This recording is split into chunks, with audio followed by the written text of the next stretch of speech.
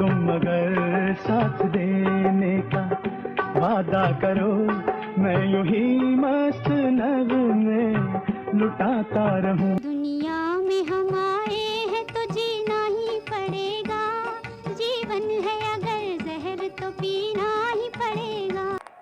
कम उम्र में टूटा दुखों का पहाड़, आतंक का दर्द और तेजस्वरी से प्यार। फिल्म जैसी है सुनील दत्त की रियल स्टोरी।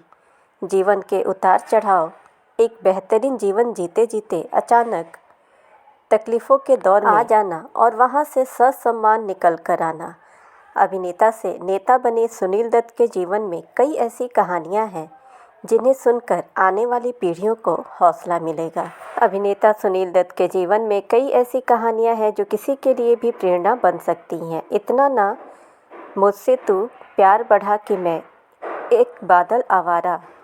साल 1961 में आई फिल्म छाया में भले ही सुनील दत्त इस गाने को गाते नजर आ रहे हैं, लेकिन वो इस गाने की तासीर से कहीं अलग थे। जिस उम्र में बच्चे ठीक से चीज़ें याद नहीं रख पाते, उस उम्र में सुनील घर के एक जिम्मेदार बेटे में तब्दील हो गए थे। उनके जीवन पर एक बार नज़र फिराएं तो सुनील दत्त के शुरुआती जीवन ने ही उन्हें एक मजबूत और भरोसेमंद इंसान बनाया, जो न सिर्फ अपने परिवार बल्कि अपने दोस्तों और समाज के लिए हमेशा खड़ा रहा। संजय दत्त का जीवन जितने ऐशो आराम में बीता, उतना ही उनके पिता सुनील दत्त का जीवन तकलीफ़ों भरा रहा। उथल पुथल भरे शुरुआती जीवन की रेखाएं हाथ में लिए पश्चिम बंगाल के खुर्द गांव के एक घर में सुनील यानी बलराज दत्त का जन्म हुआ था। झेलम नदी से 14 किलोमीटर दूर बसे इस गांव में जन्मे बलराज के पिता गांव के रसूखदार जमींदार थे। नाम था उनका रघुनाथ दत्त। गांव में लोग उन्हें दीवान साहब के नाम से पुकारते थे और बहुत ही बड़े दिल वाले थे दीवान साहब। लंबे चौड़े कद काठी वाले रघुनाथ अक्सर सुबह अपने कर्मचारियों से बातचीत करने और अपनी ज़मीन को देखने के लिए घर से निकल जाते थे। तमाम बैठकी भरे दिन के बाद रघुनाथ घर लौटकर अपने परिवार के साथ समय बिताते थे। लेकिन ऐसे ही एक दिन घर से निकले रघुनाथ फिर कभी घर नहीं लौटे। ये वो दौर था जब बलराज महज 5 साल के थे। बताते हैं कि उस दिन घर के बाहर खेल रहे बलराज और उनकी छोटी बहन रानी ने अचानक अपनी दादी की चीखने की आवाज़ सुनी, और ऐसे में जब तक लोग आने वाली चीख की तरफ भागते, तब तक सामने से दादी तेज़ से भागती हुई बलराज के पास आ गईं और उन्होंने फटाफट नन्हे बलराज यानी सुनील दत्त को तांगे में बिठाया और उनसे बस इतना ही बताया कि उनके पिता को कुछ हो गया है, उन्हें ढूंढने जा रहे हैं। एक 5 साल का बच्चा क्या ही कुछ समझेगा। हाँ, बस इतना समझ रहा था कि उसकी दादी बहुत परेशान है और काफ़ी रो रही हैं और वो बदहवास होकर रोए ही जा रही थीं। इसी बीच गांव की एक चाय की दुकान पर लोगों की भीड़ दिखाई दी। पास जाने के बाद समझ आया कि भीड़ किसी आदमी को घेरे हुए है जो ज़मीन पर निस्तेज पड़ा हुआ है, और यह आदमी कोई और नहीं बल्कि रघुनाथ दत्त यानी दीवान साहब थे। सुनील दत्त ने जब भी इस याद को किसी को साझा किया तो उन्होंने कहा कि मैं दूर खड़ा होकर सब कुछ देख रहा था। लोग मेरे पिता को उठाने की कोशिश कर रहे थे और मेरे पिता जैसे एक कभी ना खुलने वाली गहरी नींद में जा चुके थे, और इस हादसे के बाद उनका बचपन भी उसी वक्त दम तोड़ चुका था। उनका कहना था कि मुझे यह तो याद है कि पिता की मृत्यु के बाद मैंने उन्हें मुखाग्नि दी थी, लेकिन उनका चेहरा मुझे बिल्कुल भी याद नहीं। ना ही हमारे पास उनकी कोई तस्वीर थी कि मैं उन्हें बाद में भी देख सकूं, उनकी एक तस्वीर के सहारे उन्हें याद कर सकूं। उन्हें उस रोज़ अपने पिता का चेहरा नहीं देख पाने का मलाल जीवन भर रहा, और एक ज़मींदार का राजकुमार जैसा बेटा पिता के चले जाने के बाद घर का जिम्मेदार बेटा बन चुका था। तमाम जिम्मेदारियों के बीच बलराज के जीवन में अभी मुश्किलें आनी बाकी थीं। 1947 में देश विभाजन जैसी एक बर्बादी ने हर तरफ उत्पात मचा दिया था।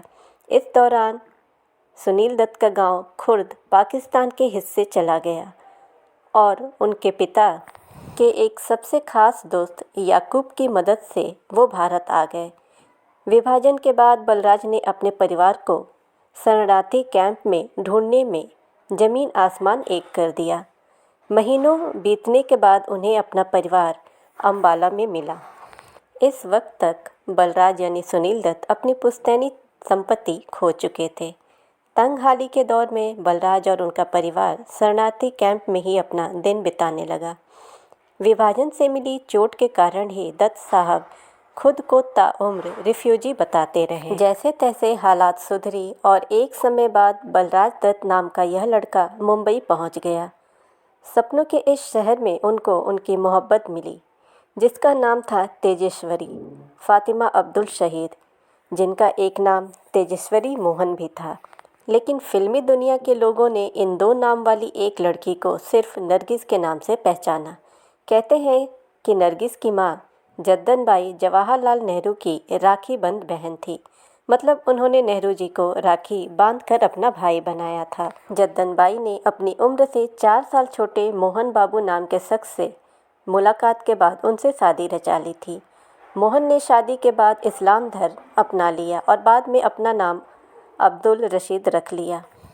और ऐसे में जब 1 जून 1929 को उनके घर बेटी का जन्म हुआ तो उसके 2 नाम रखे गए, फातिमा अब्दुल रशीद उर्फ तेजेश्वरी मोहन। लेकिन फिल्मी दुनिया ने इस लड़की को एक नया नाम दिया जो था नरगिस। नरगिस राज कपूर से शादी करना चाहती थी, लेकिन ऐसा हो न सका। एक समय तक नरगिस यह अच्छे से समझ चुकी थी कि शादीशुदा राज अपने परिवार को नहीं छोड़ेंगे, तो उनसे शादी का ख्वाब बस एक ख्वाब ही बनकर रह जाएगा। ऐसे में उन्होंने राज कपूर से हर रिश्ता तोड़ लिया और गुस्से में आकर राज कपूर के प्रतिद्वंदी महबूब खान की फिल्म साइन कर ली और इसी फिल्म में उनको अपने जीवन साथी मिले, यानी कि सुनील दत्त। यह फिल्म थी मदर इंडिया। हालांकि ये वो दौर था जब नरगिस सुपरस्टार हुआ करती थीं और सुनील दत्त एक स्ट्रगलिंग एक्टर। लेकिन फिर भी प्यार ये सब कहाँ देखता है। फिल्म के सेट पर एक एक्सीडेंट और उसी एक्सीडेंट में सुनील ने एक हीरो की तरह नरगिस के जीवन में एंट्री कर ली। नरगिस को आग से बचाने के दौरान सुनील दत्त काफ़ी घायल हुए थे। तब नरगिस ने उनका बहुत ख्याल रखा था। बलराज दत्त को सुनील नाम मिलने के पीछे भी एक छोटी सी कहानी है कि उस दौरान एक्टर को नए नाम के साथ फिल्मी पर्दे पर उतारा जाता था। फिल्मी दुनिया में बलराज साहनी पहले से ही एक बड़ा नाम थे, तो ऐसे में बलराज नाम के 2 शख्स नहीं हो सकते थे। तब बलराज दत्त को नया नाम मिला जो था सुनील दत्त, और उनकी पहली फिल्म थी रेलवे प्लेटफॉर्म, जो काफ़ी चर्चे में भी आई। सुनील दत्त का शुरुआती जीवन चाहे जैसा रहा हो, लेकिन नरगिस के आने के बाद उनका जीवन एकदम खिल उठा। सुनील एक नेक दिल इंसान भी थे। इसका उदाहरण उनके राजनीतिक जीवन में भी देखने को मिलता है। एक समाज सेवी के रूप में भी सुनील दत्त की अपनी अलग पहचान थी। सुनील दत्त ने कभी भी समाज के लिए किए गए अपने कार्यों का प्रचार नहीं किया और ना ही कभी पसंद किया कि समाज के प्रति उनकी जिम्मेदारी को गली गली गाया जाए। 1962 का वो दौर जब भारत चीन के बीच वार हुआ और भारत को उसमें शिकस्त देखनी पड़ी, तब सुनील दत्त ने अपनी फिल्मों की कमाई का हिस्सा हमारे देश के वीर शहीदों और सैनिकों के घर में देना शुरू कर दिया। सुनील दत्त भारत के अलग अलग सीमाओं पर जाकर सैनिकों से मिलते थे। उनके इन्हीं सब कार्यों के चलते उन्हें 1968 में पद्मश्री पुरस्कार से नवाजा गया। सुनील दत्त हमेशा एक राजनेता के तौर पर देखे गए। हर बार चुनाव जीतना इस बात का उदाहरण था कि जनता उन्हें कितना प्यार करती है। सुनील दत्त साल 1984 में पूरी तरह से राजनीति के मैदान में आ गए। अपनी छवि और जनता से मिलने वाले प्यार के चलते सुनील दत्त ने हर चुनाव में जीत हासिल की। इतना ही नहीं, बेखौफ सुनील दत्त ने 1987 में एक ऐसी पद यात्रा का ऐलान किया जिसके चलते आतंकवादियों तक ने उन्हें निशाने पर ले लिया था। दरअसल उन्होंने मुंबई से अमृतसर तक एक पद यात्रा का ऐलान किया। सद्भावना शांति को लेकर निकाली जाने वाली इस पद यात्रा को लेकर उन्हें आतंकवादियों की तरफ से जान से मार देने तक की धमकियां मिली थीं। लेकिन सुनील जितने बड़े समाज सेवी थे उतने ही बड़े देशभक्त और निडर व्यक्ति भी थे। उन्होंने तमाम धमकियों के बाद भी अपनी यात्रा न सिर्फ शुरू की बल्कि उसे पूरा भी किया। सुनील दत्त के लिए सबसे बड़ी तकलीफ उनके बेटे संजय दत्त की गिरफ्तारी बन गई। एक देशभक्त, समाज सेवी और सम्मानित अभिनेता का बेटा जब आतंकवादी हमले में शामिल हुआ तो सुनील दत्त के कद में कुछ कमी आई और इसकी टीस उन्हें हमेशा खलती रही। लेकिन इस मुश्किल समय में बॉलीवुड ने सुनील दत्त का साथ नहीं छोड़ा। वो सम्मानित व्यक्ति थे और उनका सम्मान उनके बेटे की गलतियों से बड़ा रहा। सुनील दत्त अपने बेटे संजय दत्त को बेहिसाब चाहते थे, लेकिन संजय पर लगे आरोपों ने सुनील दत्त को अंदर से तोड़कर रख दिया था। जब संजय जेल में रहे तो उस दौरान आने वाले चुनाव में सुनील दत्त ने हिस्सा नहीं लिया।